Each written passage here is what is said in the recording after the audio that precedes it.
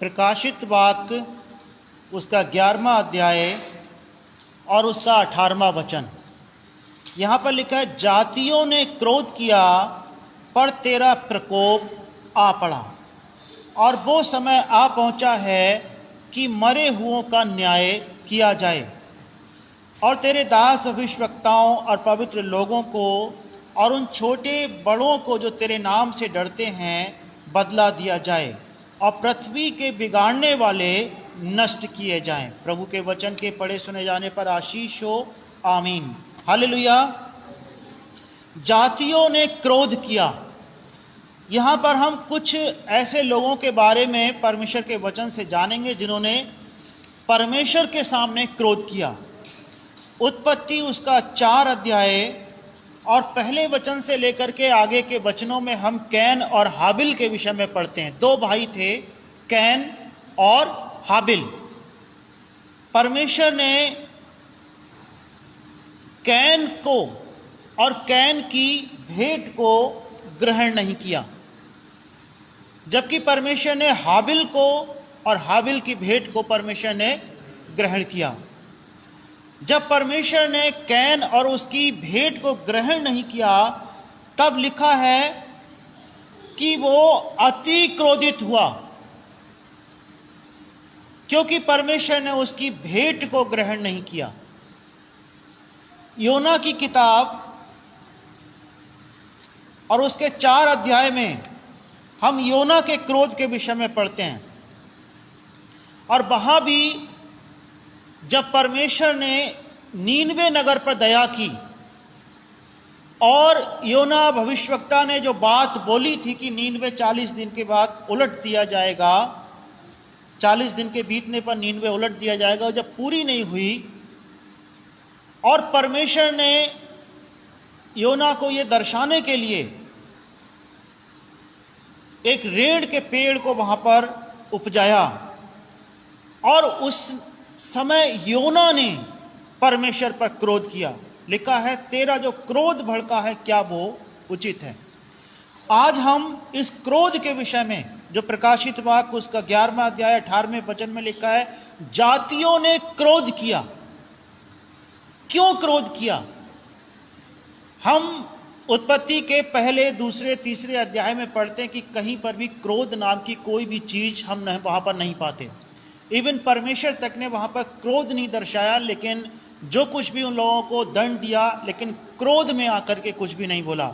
Bible में पहला शख्स, पहला व्यक्ति जिसने अति क्रोधित होकर के परमेश्वर का सामना किया, अपने भाई की हत्या की, जिसको उसके मुंह पर उदासी छा गई और परमेश्वर के सामने से वो निकल करके भगोड़ा भी बन गया उसकी वजह से, और वो पूरी पृथ्वी पर घूमने वाला बन गया।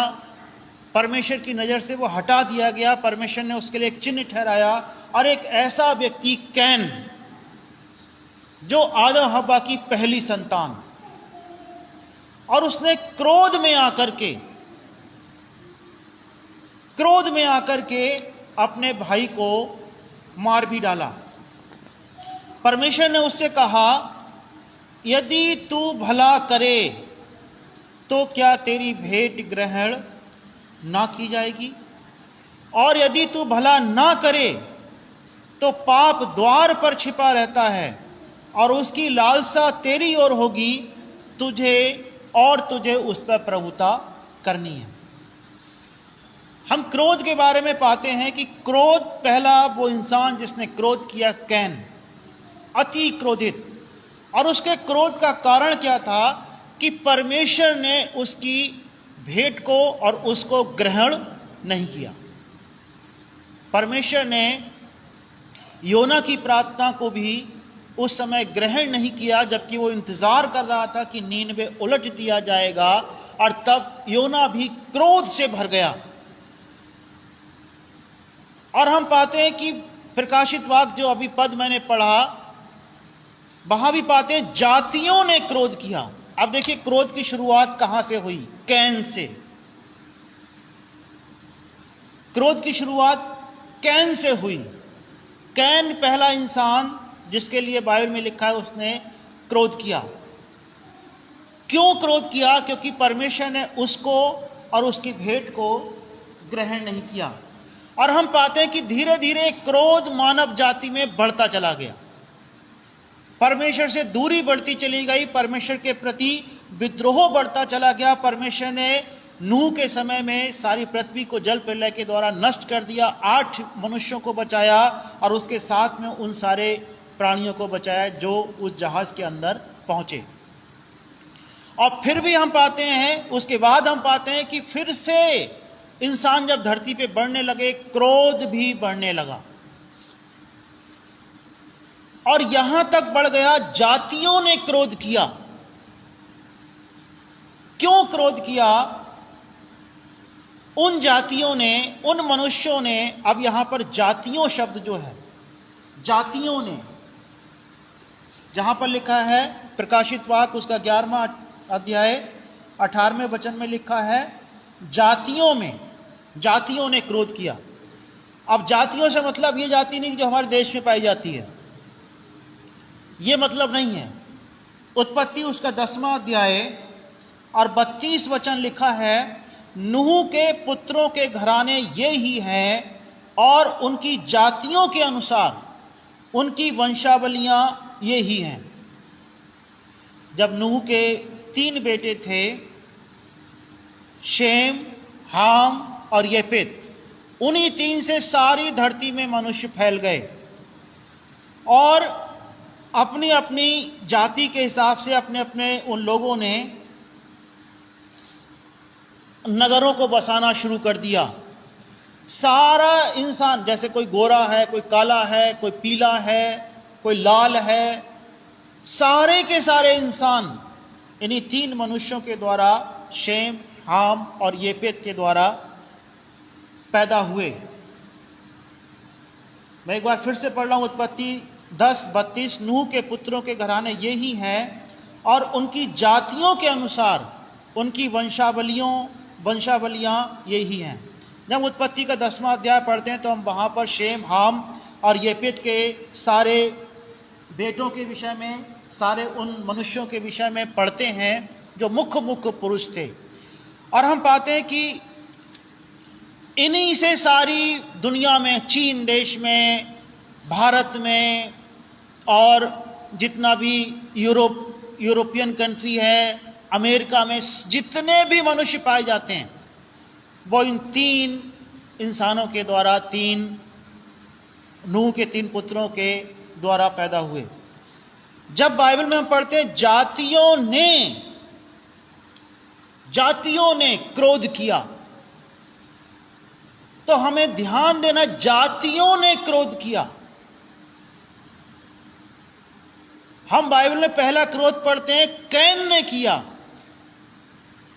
और बढ़ते क्रोध पूरी जात, जैसे जैसे इंसान बढ़ा क्रोध भी बढ़ा और जातियों ने क्रोध किया। इसका मतलब क्या हुआ? हम जब उत्पत्ति का 10वां अध्याय पढ़ते हैं, जैसे हम उसमें पढ़ते हैं येपेत के पुत्रों के बारे में, हाम के पुत्रों के बारे में, शेम के पुत्रों के बारे में, और फिर हम पढ़ते हैं कि इन लोगों से कि ऐसे ऐसे ये वाले वंश पैदा हुए। इनमें से कुछ लोगों ने प्रभु को ग्रहण किया आने वाले समय में, अब्राहम के द्वारा, अब्राहम के जितने भी आगे के वंशज हुए, इजरायली जिन्हें कहते हैं, उन्होंने प्रभु को ग्रहण किया। लेकिन और बाकी सारी जातियों ने, जिन्होंने परमेश्वर को, जीवित सच्चे परमेश्वर को ग्रहण नहीं किया, उन्होंने परमेश्वर पर क्रोध किया। क्यों क्रोध किया कैन ने? कि परमेश्वर ने उसको और उसकी भेंट को ग्रहण नहीं किया। आज जातियों ने क्यों क्रोध किया? क्योंकि उनके उस ऑफर को, यीशु मसीह के उस ऑफर को, परमेश्वर के उस वरदान को आज वो ग्रहण नहीं कर पा रहे हैं। वो क्यों नहीं ग्रहण कर पा रहे हैं? क्योंकि उनके काम बुरे हैं। बाइबल में क्या लिखा है? कैन से परमेश्वर ने कहा, यदि तू भला करे तो क्या तेरी भेंट ग्रहण न की जाएगी? इसका मतलब क्या हुआ? जो लोग आज यीशु मसीह को ग्रहण नहीं कर रहे हैं, जो जातियां ग्रहण नहीं कर रही हैं, जातियों से मतलब हमारे देश की जातियां नहीं हैं, जातियों से मतलब बिब्लिकल जातियां जो उत्पत्ति 10वें अध्याय में लिखी गई हैं। नूह के 3 बेटों के द्वारा जो शेम, हाम और यफेत नाम के जो 3 बेटे थे, उनके द्वारा जहां जहां पर इंसान पहुंचे, उनके वंशज, उन लोगों की जो जातियां, तो हमारी जाति से मतलब नहीं यहां पर कि हमारे देश के हिसाब से जो वर्ण व्यवस्था वो वाला नहीं है। ये वो है जो परमेश्वर ने शेम, हाम और यफेत के द्वारा इंसान को बढ़ाया, उनको और ज़्यादा उनकी संख्या बढ़ी, जनसंख्या बढ़ी, और फिर जाकर के जो अपनी अपनी जातियां उन्होंने अलग अलग बना ली, ग्रुप बना लिए। और हम ये भी पाते हैं कि इन जातियों ने, अब देखिए, जातियों ने क्रोध किया, और बाइबल का एक एक शब्द जो है बड़ा महत्वपूर्ण है हमें समझने के लिए। पहला क्रोध कैन ने किया, एक इंसान ने किया। प्रकाशित वाक्य 11-18 में हम पढ़ते हैं, जातियों ने क्रोध किया। पहला क्रोध कैन ने किया, क्योंकि उस समय धरती पर कैन और हाबिल ये 2 लड़के थे, आदम और हव्वा, और कोई इसके अलावा संतान बाइबल में नहीं लिखी गई है। जैसे जैसे इंसान बढ़ा, जातियां बन गई उनकी। और मैं बार बार कह रहा हूं कि जातियों का मतलब ये हमारे यहां की जातियों से मतलब नहीं है, ये यूनिवर्सल जातियां।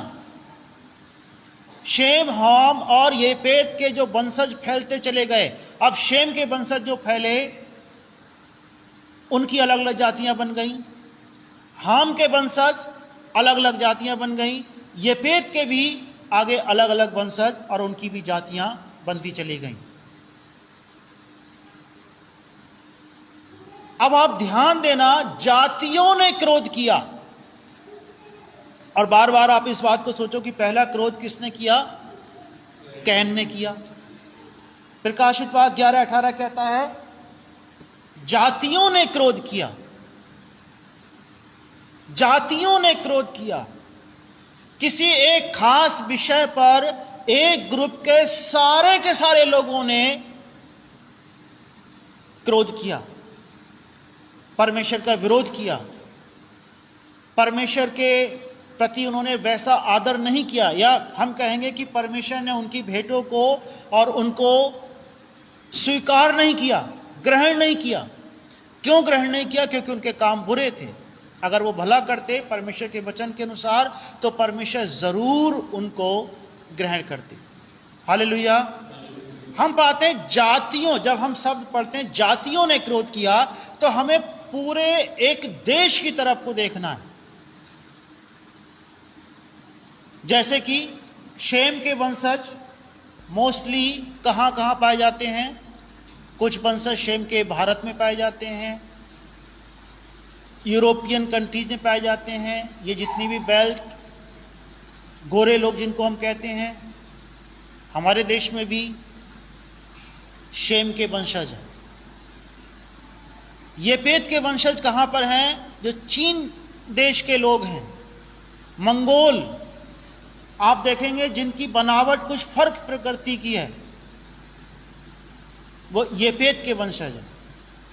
हाम के वंशज जो अफ्रीकन कंट्रीज हैं, जहां पर ब्लैक लोग बिल्कुल पाए जाते हैं, लंबे चौड़े होंगे, लेकिन नूह ने जो श्राप दिया हाम के बेटे कनान को, और उनकी वजह से आज गरीबी भी वहां पर पाई जाती है अफ्रीकन कंट्रीज में, वो हाम की संतानें हैं। इसीलिए इस बात को इस तरीके से नहीं सोचना है कि हमारे देश की जातियों के हिसाब से, नहीं।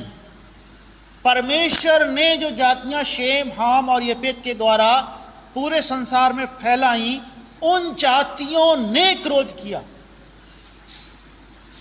अब जहां पर शब्द है जातियों ने क्रोध किया, तो मतलब पूरे एक वंश ने, उस समूह के सारे लोगों ने क्रोध किया।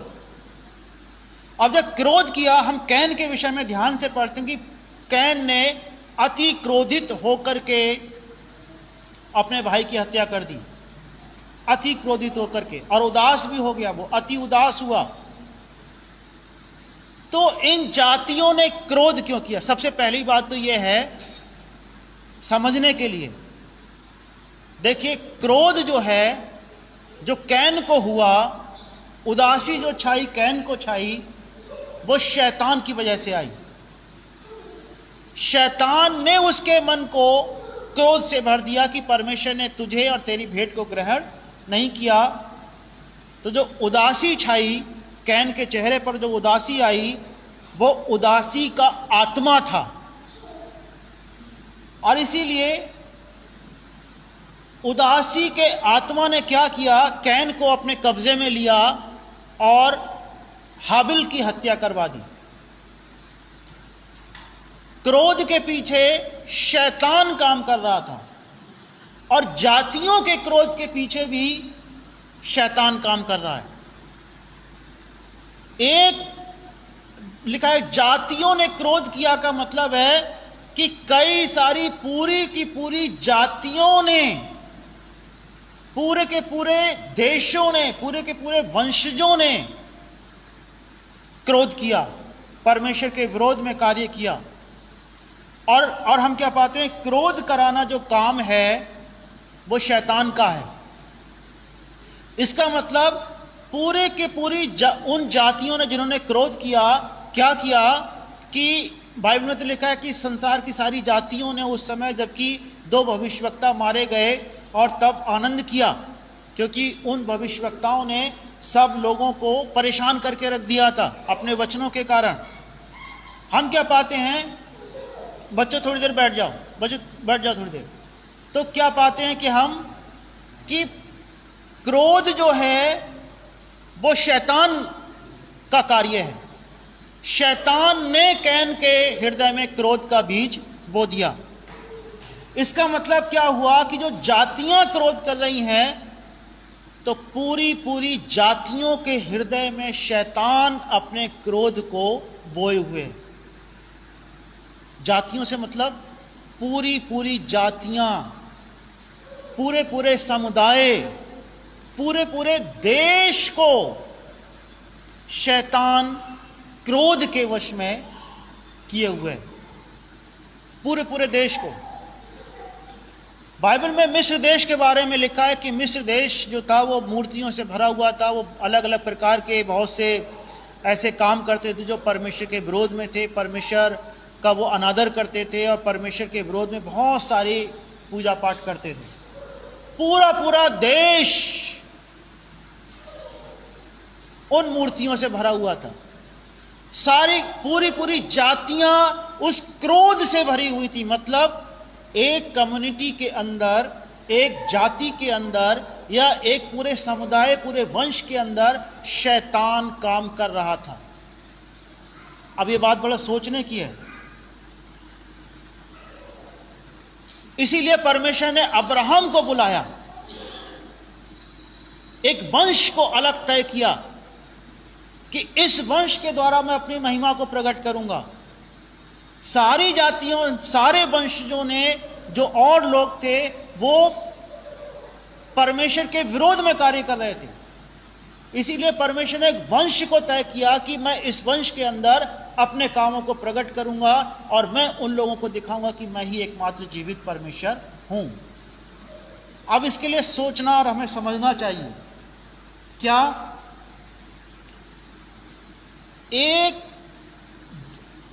एक जाति है, मान लीजिए कोई भी जाति, में एक नाम ले रहा हूं, जैसे इस वचन में लिखा हुआ है कि इसमें लिखा है एक जाति का नाम, जैसे इसमें लिखा है एबेर के 2 पुत्र उत्पन्न हुए, एक का नाम पेलेग इस कारण रखा गया कि उन दिनों में पृथ्वी बट गई। मान लीजिए पेलेग नाम का जो मनुष्य था, उसने अपनी पूरी एक जाति बना दी, कई विवाह करके पूरे पूरे वंशजों के बीच में। अगर मान लेते हैं कि पेलेग जो था या जो और लोग थे वो परमेश्वर के विरोध में क्रोध की आत्मा से भरे हुए थे, तो जितने भी उस वंश के लोग थे, उन सारे के सारे लोगों के अंदर क्रोध की आत्मा कार्य कर रही थी। जातियों ने क्रोध किया, जातियों ने क्रोध किया का मतलब कि उस जाति के सारे मनुष्यों के अंदर एक दुष्ट आत्मा घुसा हुआ था, और सारे के सारे मनुष्यों के अंदर कि क्रोध करो, परमेश्वर के विरोध में कार्य करो और क्रोध करो। इसीलिए बड़ा ध्यान से सोचना और समझना जरूरी है। जब हम बाइबल पढ़ते हैं जातियों ने क्रोध किया, मतलब एक कम्युनिटी के सारे मनुष्यों के अंदर क्रोध की आत्मा घुसी हुई है। एक कम्युनिटी के सारे मनुष्यों के अंदर क्रोध की आत्मा घुसी हुई है। अब मान लीजिए एक कम्युनिटी के लोगों के अंदर क्रोध भरा हुआ है, परमेश्वर के विरोध में कोई क्रोध की बातें भरी हुई हैं, और एक दूसरे से वो बातें कर रहे हैं कि देखो हमें इस परमेश्वर को नहीं मानना है, ये परमेश्वर हमें सही नहीं लग रहा है। तो दूसरे व्यक्ति के अंदर भी वही दुष्ट आत्मा जो क्रोध की भरी हुई है वो करेगी, हाँ हाँ हमें भी नहीं मानना है। तीसरे व्यक्ति के अंदर, चौथे, पांचवें, जितने भी अगर लाख, 10 लाख, 20 लाख हैं तो और करोड़ भी हैं, तो अभी सारे के सारे मनुष्यों के अंदर क्या भरा पड़ा है कि हमें इस जीवित और सामर्थी परमेश्वर को, जो कहते हैं ये लोग, उसको नहीं मानना है।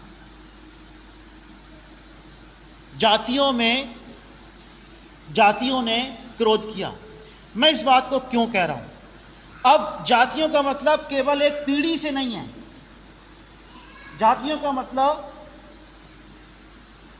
हजारों साल से जो इंसान चले आ रहे हैं और जो आगे तक चलते चले आए, उन सब ने, परदादा ने भी क्रोध किया, दादा ने भी क्रोध किया, बच्चों ने भी क्रोध किया, उनके नाती और फिर आगे के लोगों ने भी क्रोध किया। वही क्रोध की आत्मा उन लोगों के अंदर निरंतर ट्रांसफर होती चली गई।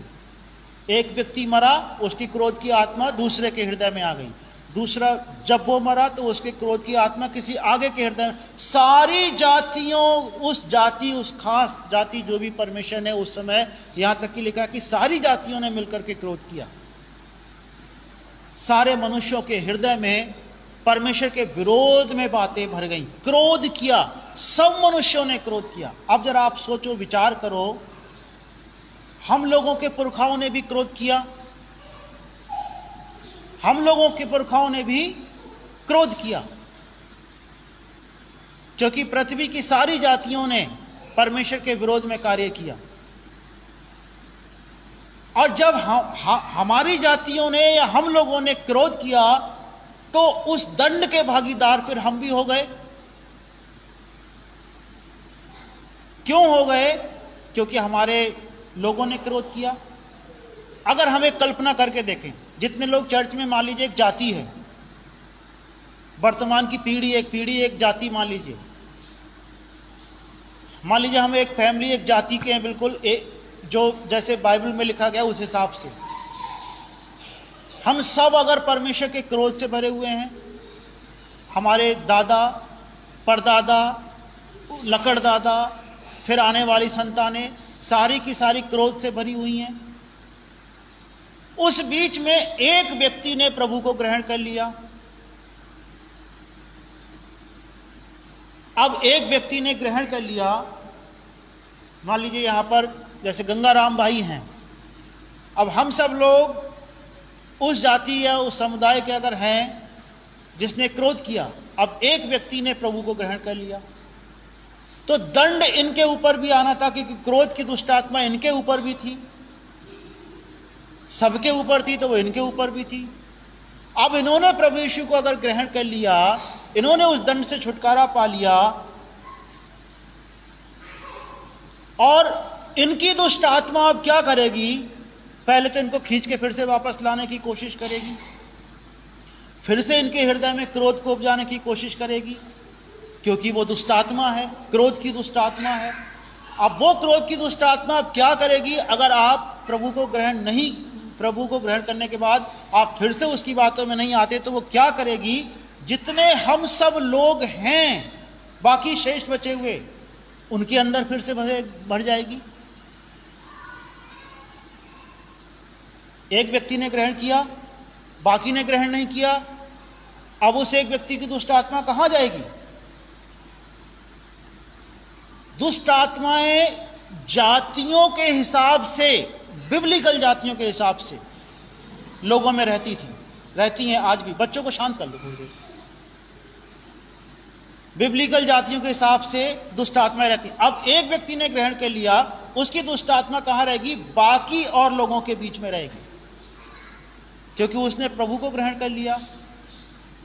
अब बाकी और लोगों के हृदय में क्या और क्रोध उपजेगा, क्योंकि उसके हृदय में जो दुष्ट आत्मा थी वो निकल गई वहां से। अब वो दुष्ट आत्मा और लोगों के हृदय में आ गई, और लोगों के जीवन में वो गड़बड़ी करने लगी, तो और लोगों के हृदय में क्रोध उपजेगा। और क्रोध उपजा करके क्या करेगा? वो दुष्ट आत्मा क्या कहेगी कि जिसने ग्रहण किया है यीशु मसीह को, उसको जाकर के खत्म कर दो। क्योंकि वो समुदाय की पूरी दुष्ट आत्माएं हैं, पूरी जातियों की दुष्ट आत्माएं, एक कम्युनिटी की दुष्ट आत्माएं। जातियों ने क्रोध किया।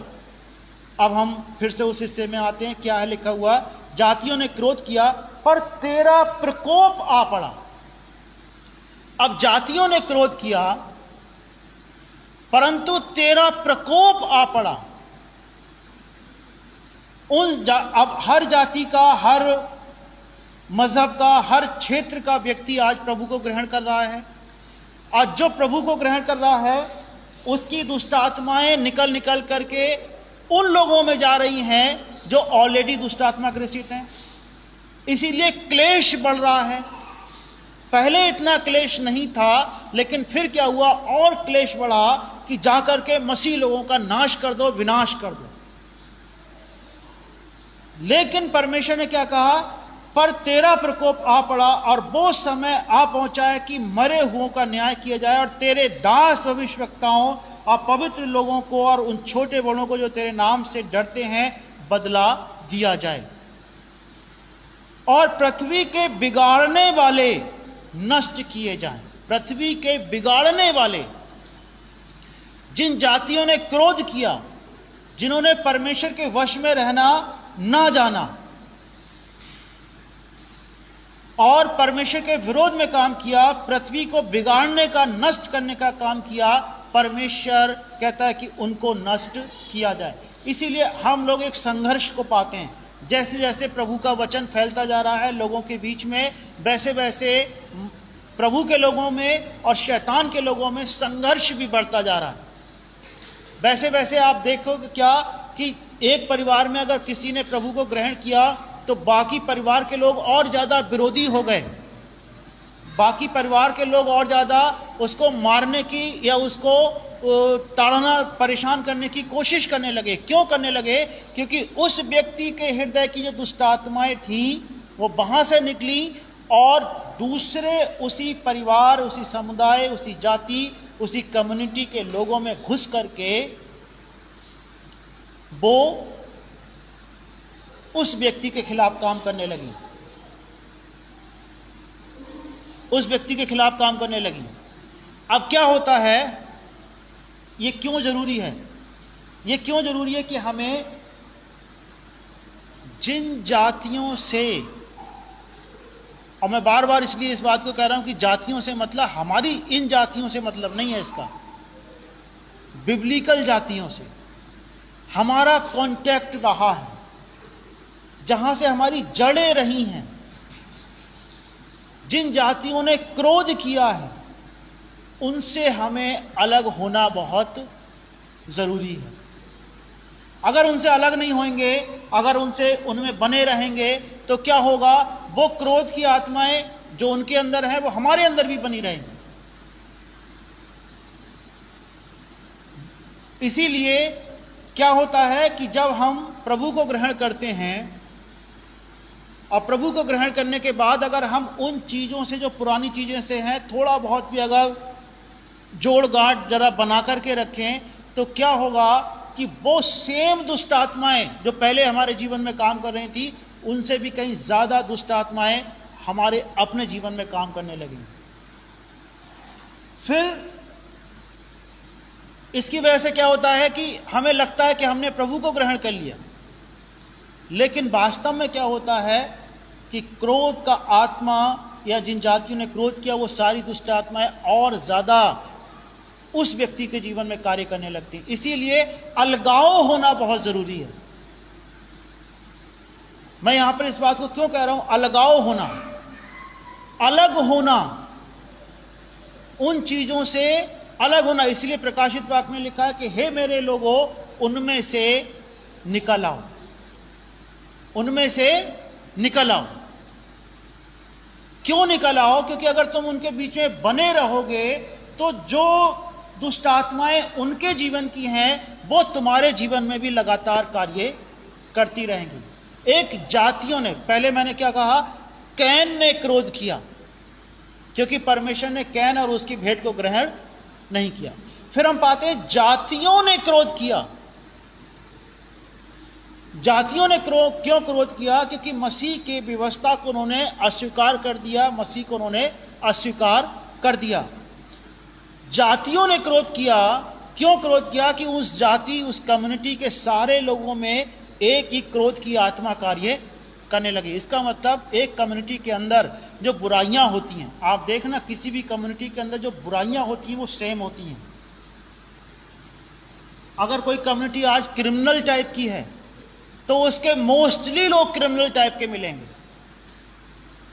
देखना आप कभी, अगर कोई कम्युनिटी बहुत पूजा पाठ वाली है तो उस कम्युनिटी के मोस्टली लोग जो हैं पूजा पाठ में बहुत डिवोटेड मिलेंगे। को देखना आप, इस चीज को जानते हैं आप सब लोग इस बात के लिए। अगर एक कम्युनिटी के अंदर अनैतिक पाप है एक कम्युनिटी के अंदर, तो उस कम्युनिटी के ज्यादातर लोगों के अंदर वो पाप पाया जाएगा। आप देखना उठा करके, एक कम्युनिटी के अंदर अगर किसी खास प्रकार की अच्छाई है तो वो उस कम्युनिटी के सारे लोगों के अंदर उस खास अच्छाई को आप देख सकते हैं। उदाहरण के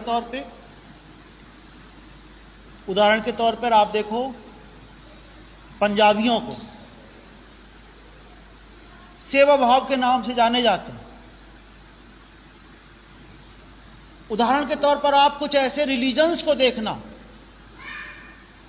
जिनके हृदय में अपने आप दया का इतना भाव है कि वो कोई भी एक ऐसा रिलीजन है, मैं नाम नहीं लेना चाहता यहां से, उसके विषय में मैंने पढ़ा कि वो रिलीजन के लोग जो हैं चमड़े का धंधा नहीं करते। उस रिलीजन के लोग कोई भी ऐसा बिजनेस नहीं करते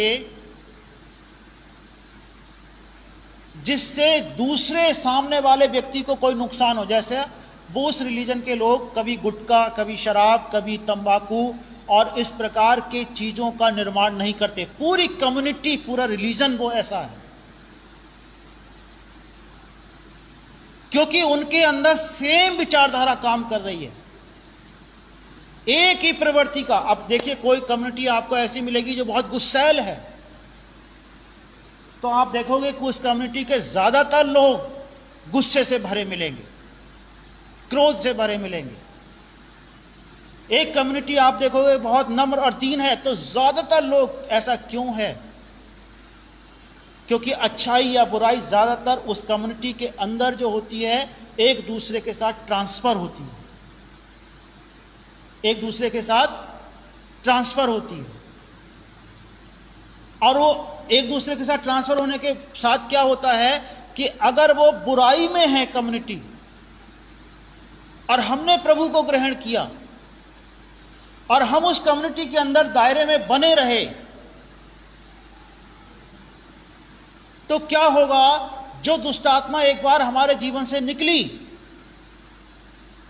वो उनके जीवन में जाएगी और लौट के फिर से हमारे जीवन में आकर के हमारे जीवन को खत्म करने की कोशिश करेगी। इसीलिए अलगाव बहुत जरूरी है। किस बात से? उन लोगों से, जैसा वचन में लिखा हुआ है कि हे मेरे लोगों, उनके बीच में से निकल आओ, उनके बीच में से निकल आओ। मैं यहां पर यह नहीं कह रहा हूं कि आप जो है अपने नाते रिश्तेदारों को छोड़ दो, लेकिन अगर कोई छोड़ना आवश्यक है तो छोड़ दो। बाइबल ऐसा ही कहती है। बाइबल कहती है कि जो मेरे कारण, मेरे नाम के कारण, कुछ रिश्ते उसमें लिखे हैं उनको छोड़ दे, छोड़ दे। खेतों को छोड़ दे, मां को छोड़ दे, मां भी लिखा है उसमें, और भी बहुत सारी चीजों को छोड़ दे। तो ऐसा कोई नहीं जो मेरे खातिर या मेरे नाम के खातिर इन चीजों को छोड़ दे और उसको यहां पर 100 गुना ना मिले और स्वर्ग में अनंत जीवन। हालेलुया। छोड़ना, हमें छोड़ना उन चीजों को बहुत जरूरी है जो हमारे क्या है, हमारे एक कम्युनिटी से संबंधित है। पूरा कम्युनिटी से मेरा मतलब क्या समझ रहे हैं आप, कि जो हमारे, जिनके साथ हमारा उठना बैठना है, अगर वो परमेश्वर के वचन के हिसाब से ठीक जीवन नहीं जी रहे हैं तो चाहे वो हमारे कितने भी क्लोज हो, हमें उनको छोड़ देना ही भला है। वो हमें और ज्यादा बुरी स्थिति में डाल सकते हैं, और ज्यादा हमें संकट में डाल सकते हैं, क्योंकि ये दुष्ट आत्माएं, चाहे वो भलाई हो चाहे बुराई हो, वो पूरी कम्युनिटी पर असर करती है। पूरी कम्युनिटी उससे प्रभावित होगी या आशीषित होगी। इसीलिए जब आप एक किसी खास कम्युनिटी से जब आगे निकलते हैं और फिर लोग आपके विरोध में कोई बातें करते हैं, मान लीजिए कोई खास कम्युनिटी ऐसी है जो गलत कामों में है, आप पाएंगे कि हमारे देश में कुछ ऐसी कम्युनिटीज हैं जो शराब बनाने का काम करती हैं। शराब, अगर आप उनमें से निकल करके आते हैं, कोई भाई या बहन कोई उसमें से निकल करके आती है, तो क्या होता है कि वो या तो उसको मार देते हैं या फिर उसको घर से निकाल दिया जाता है। पूरी कम्युनिटी के लोग विरोध में खड़े हो जाते हैं। ऐसा क्यों है? क्योंकि शैतान जो है, एक खास प्रवृत्ति का शैतान, चाहे वो क्रोध का हो, पूरी की पूरी कम्युनिटी में काम कर रहा होता है। पूरा समुदाय, पूरी जाति, पूरा जो एरिया है, उन लोगों में काम कर रहा होता है। और इसीलिए परमेश्वर का वचन हमें इस बात के लिए सिखाता है कि हमें उन लोगों का साथ भी छोड़ना आवश्यक है। उन लोगों का साथ हमें छोड़ना क्यों आवश्यक है? कि अगर हम उनके साथ, जो उनके अंदर दुष्ट आत्माएं हैं, अगर हम बने रहेंगे तो क्या होगा? एक दिन कहीं ना कहीं वो शैतान हम पर अटैक करेगा।